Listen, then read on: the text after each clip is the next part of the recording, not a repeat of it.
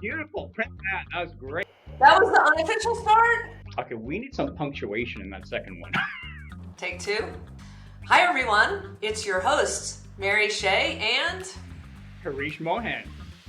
we've got really exciting news. We're launching the Revenue Innovators podcast this summer, where we'll talk with the greatest minds about revenue strategy and execution.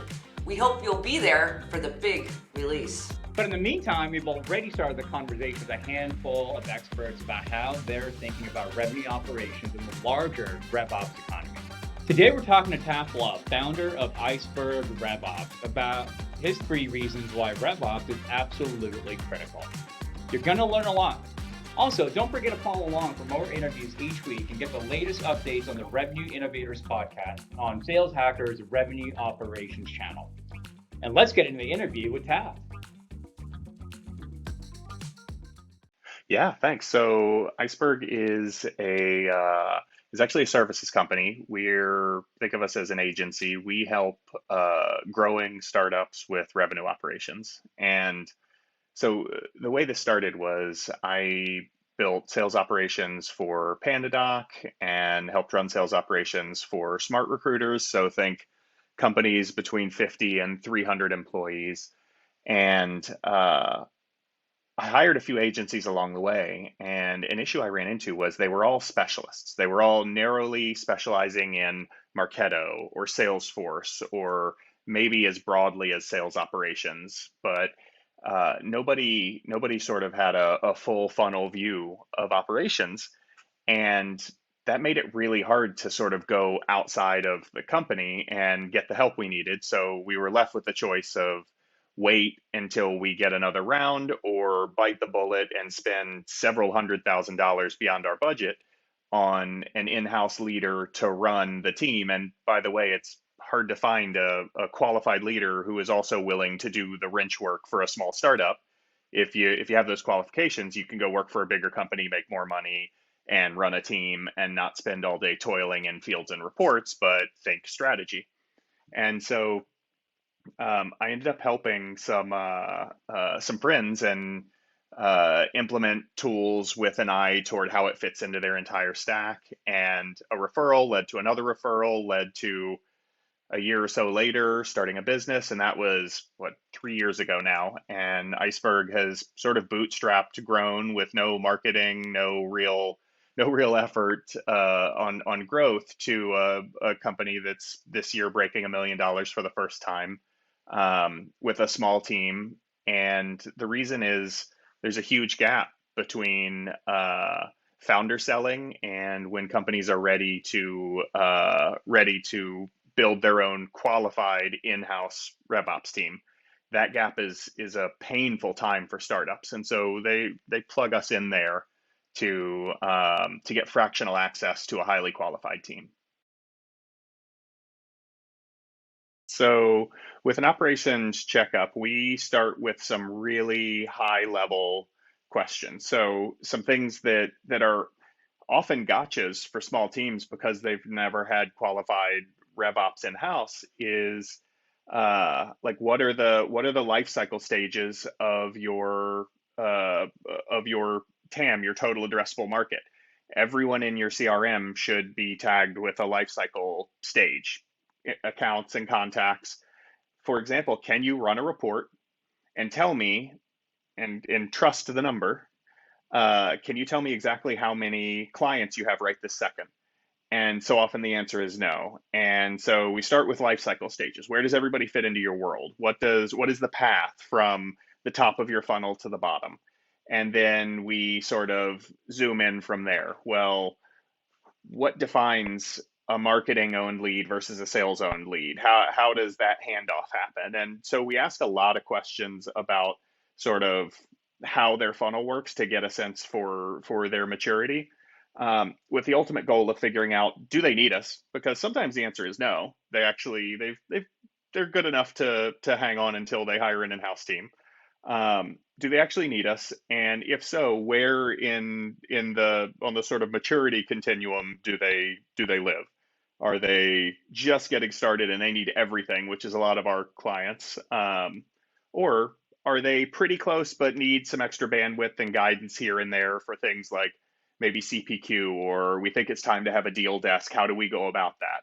That's sort of the other end of the continuum for our clients. We're very rarely working with big companies that have huge ops teams already and need a task force to go in and do something specific. We're more sort of early stage help with everything folks. People think we are Salesforce administrators because that's what people are used to hiring. Um, People often conflate Salesforce administration, sales operations, and revenue operations. Those three mean sort of the same thing to everyone, and they're totally different. They're used to hiring a plumber to build their house, hiring a Salesforce admin to do RevOps. So they often think the best use of our time is adding a field or building a report, which of course we do and are happy to, but um, that is the most common misconception we have to deal with when we meet people. So I think RevOps is I'm a bit of a cynic here, and RevOps feels a little bit like AI to me. It means whatever the person saying it wants it to mean. AI, there are a million apps out there that call themselves AI, and they're nothing close to it. And RevOps is similar. There are sales ops people who call themselves RevOps because it's the hot new term. And a year from now, maybe, I think go-to-market operations might become the new term for RevOps, and people will call themselves that. So what I think RevOps means is really simple. I think revenue operations is consolidated go to market operations. So it's simple. It is a combination of marketing operations, sales operations, and customer success, renewal, contracting type operations. Um, and there are probably much more eloquent definitions for it, but ultimately that's what it is. And it is centralized for the purpose of eliminating silos, and it is the natural evolution of operations from when it was totally fine for marketing to create a lead. And think Glenn Gary, marketing creates leads, puts them on post-its, and gives them to sales, and that's the handoff. And marketing never has to think about those people again. That's what sales was not long ago. And now with the evolution uh, of modern marketing and sales strategies, operations has to change to keep up with that, because think outreach. Marketing helps the sales team often write content, or they own the SDR program and outreach, and then AEs use outreach, and customer success uses outreach. So which team should own outreach if you have siloed operations teams? Somebody's going to lose if a siloed team owns a tool used by the whole stack. And that's just like a really surface level example. So RevOps is sort of the natural answer to this evolution of strategy in selling. I think it's a few things. One is I think everybody's probably aware now, people buy differently than they did in the past.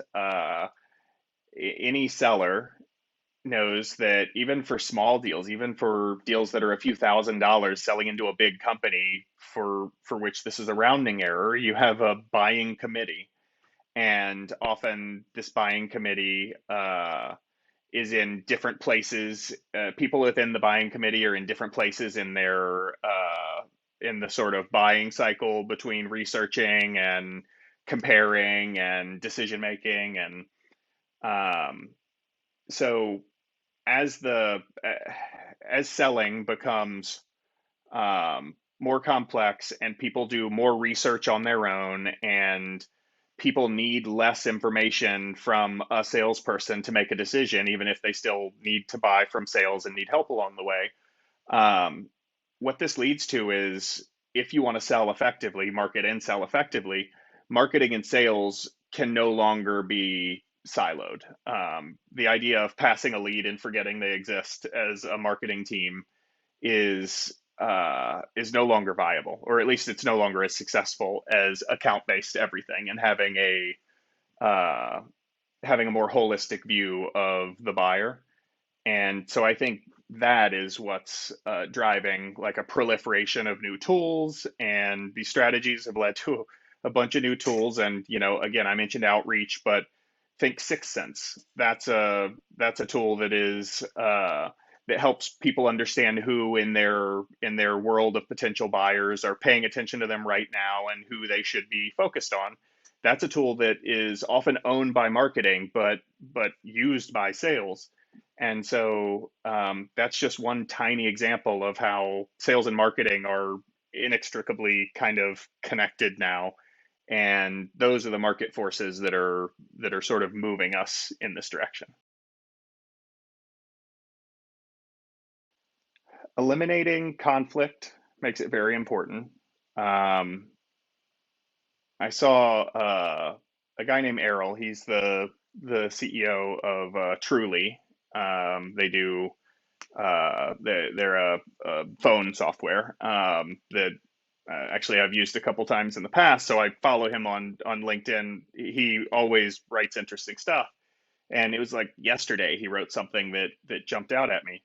And he said, sales operations reporting into sales is both successful and unsuccessful for the same reasons that engineering reporting into product is successful and unsuccessful. And so what he's talking about there is there's this natural conflict of interest. And while there are some benefits to having, that tight collaboration with your customer, there are also natural conflicts of interest when your client is also like your boss. And so you have to, when the VP of sales runs sales operations or the VP of marketing runs marketing operations, you create a lot of issues, not the least of which is a conflict of interest where, if the person building the reports to report on how sales is doing works for sales, then there are strong incentives for the sales team to nudge the numbers in the direction that makes them look good.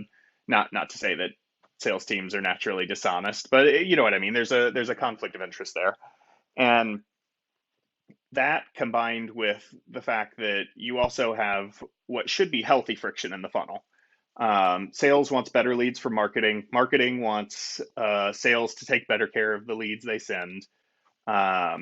And so when each owns its own operations function, that friction can get like worse and worse. But when you have a centralized operations function that doesn't report into their clients, it is generally much healthier in that they can make decisions that are best for the company, not for their client slash boss who has something to gain by them juking the stats, if you will. RevOps, depending on the size of the company, means different things. Just like sales means different things. For a small company, it might mean, founder selling, whereas for a giant company, you have a bunch of different functions within the greater sales function. And operations is similar, but sort of speaking generally, setting aside the fact that RevOps teams are different at different stages of a company's life cycle. There are some skill sets within RevOps that are totally different. And this is what gets companies in trouble often. And a lot of ICEBERG's clients are actually, they hire us because they're recovering from a mistake that started with the assumption that like operations is operations. So often, one of two things has happened. They have hired a Salesforce administrator to be the RevOps girl or guy at their company. And so somebody has come in with a maybe a strong Salesforce administration skill set, but that is totally different than the skill set required to decide how the entire funnel will work together from marketing to sales to customer success. And the ability to like design a car is different than the ability to be a good mechanic. And similarly, like the thing I use all the time when I'm explaining this to clients is hiring a Salesforce administrator to be your RevOps team or your RevOps person is like hiring a plumber to build your house. There is part of that that they are very good at. And then there's a lot where they're going to struggle. And they probably have been near RevOps long enough that they can, sort of scrape together something that's good enough to last for a while. But often we come in and figure out that like nothing they built scaled because the things they built were built beautifully, but they weren't what they should have built. And so these skill sets are just totally separate. And I think of sort of architecture being totally separate from leadership, meaning the ability to go to an executive team, uh, understand their business problems, and then work with your team to translate those into elegant technological solutions is probably the key first hire in RevOps, because that is the that is the hardest piece to get right, and it's the most expensive piece when you think like per hour cost of various skill sets. The actual building, which people mistake for RevOps, is closer to a commodity than people realize. It's knowing what to build, how to build it, when and why that is really valuable. Um, that's why the best ops people are really hard to find right now. It's hard to hire good ops folks today because the best ones have been snapped up, and that is a lacking skill set. And unfortunately, companies keep making the same mistake of conflating the skill sets.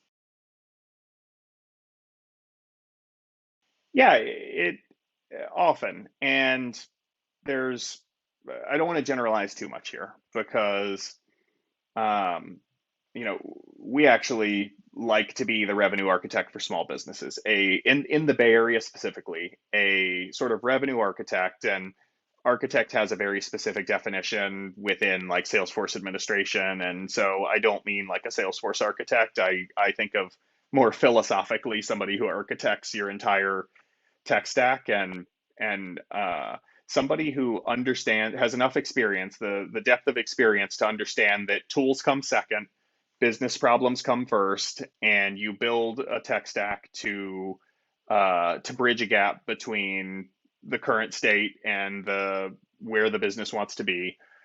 Somebody who understands that and can do it well and has seen enough, has been in enough situations and solved enough problems over their career that they can, quickly tell you what you need to do to get from A to B. Like those people, if you're in the Bay, you're sort of looking at a director or VP level ops hire. So think a couple $100,000 a year, and in the Bay. Elsewhere, it would be different. In Atlanta, you could probably find someone similar for 150,000 a year, 170,000, something like that. And so for a lot of companies, it's not an option. So what's the next best thing? I mean, frankly, this is, obviously I'm, I built a business because of this exact gap. But so if you can afford it, yes, make that your first hire. If you can afford it and keep them busy. Um, but if not, yeah, don't just sub in Salesforce admin and assume it's the same. That's the main message here. And it doesn't have to be iceberg to get it right. There are consultants out there who can come in and for less money than iceberg costs, answer some questions for you, put you on the right path, help you build a plan. So we're not the only path here, by the way. This isn't purely just a pitch for us. It's more I'm pitching against the idea of going and hiring an admin to be your architect. So in a perfect world, RevOps has a table, or excuse me, a seat at the table. So think C-suite, or a VP level leadership at a bigger company. Um, and I really like to see the leadership level, and then below it, sales operations, which is, not the person owning Salesforce, but the person who is making sales specific architectural decisions, marketing operations, and depending on the company, there might be a customer success ops or a renewal ops or something like that. I like to see these functions sort of have their own strategist, but fall under the same umbrella, and then below the strategist have people doing the actual wrench work. And so those three levels are sort of my nirvana state for RevOps, and a lot of assumptions built into that, that it's a large company that has the specific needs I just laid out. But yeah, if when I look at an org chart, it makes me happy to see RevOps with a strong leader and those sort of levels of strategy and then execution in the org chart. One takeaway I'd love for people to have is specifically within the context of startups, because that's where my career has been and it's where ICEBERG is focused. Um, I'd like people to know that you're probably not the unicorn that you think you are. And I'm not talking about unicorn in terms of trajectory. I'm talking about unicorn in terms of being special, being different than everyone else. Chances are that's just your lack of experience with operations, and not the fact that you're facing totally unique problems. So don't hack solutions to things that have probably been solved 1,000 times over by someone else. So get out, network, become part of the operations community, and find people who have already solved these problems, because they can shortcut months or years for you and your business as you scale if you get good advice early. So don't wait. Get out and research, and don't operate under that assumption that you're the first to see this problem you're struggling with.